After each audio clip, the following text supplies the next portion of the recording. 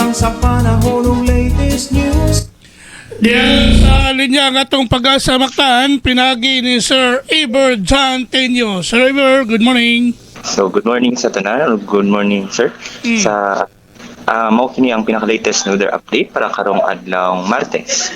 Ang southwest monsoon o hanging habagat ang nakaapekto din sa may Mindanao. Nakip na pod ang western section or kasadpang bahin sa Luzon ug Visayas.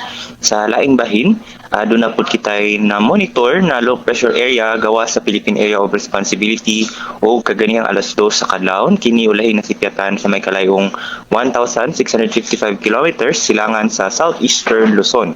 Ang naingong low pressure area nagpabilin kini sa medium chance or medium likelihood na mahimong usa ka bagyo sa mosunod na 24 oras. Samtang ang nahibiling bahin sa nasod, lakip na kita dinhi sa may Central Visayas, makasinati gihapon sa medyo mapanganuron nga to sa panganurong kalangitan, inubanan sa mga lumalabay na mga patak-patak na pag-uwan, palugdog ug kila tungod kana sa mga posibleng localized thunderstorm. Sama na lang sa atong nasingati kagahapon sa udto hangtod sa gabii, di na doon nakita mga pag-uwan na nasinati labihan na din sa may southern portion sa Metro Cebu. Kini na mga pag-uwan, dili lang kini magdugay ug nalang sa usa hangtod 2 ka oras ang kadugayon.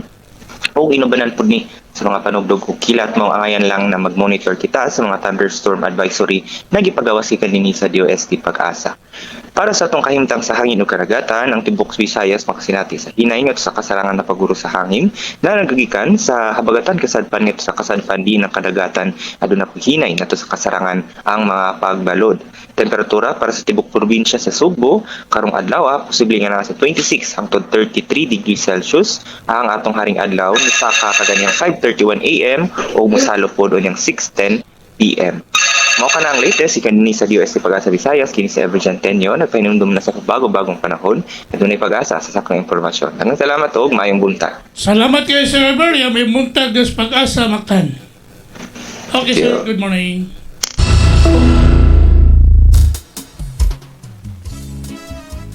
Ijo kadabati ang atong dagan sa kahimtang sa panahon.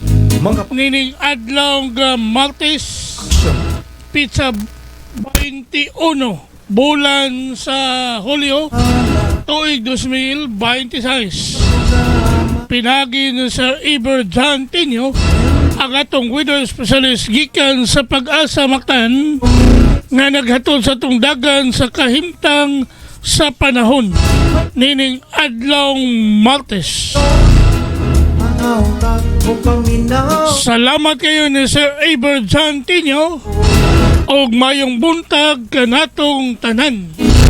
Nabisi makatunga adunay lain nga misa mutambong ko magamputan kung balitan ng atong dakbayan mahipalugayod ang katawhan balita sa trapiko inyong masayran sa Lapu-Lapu City TV News #1.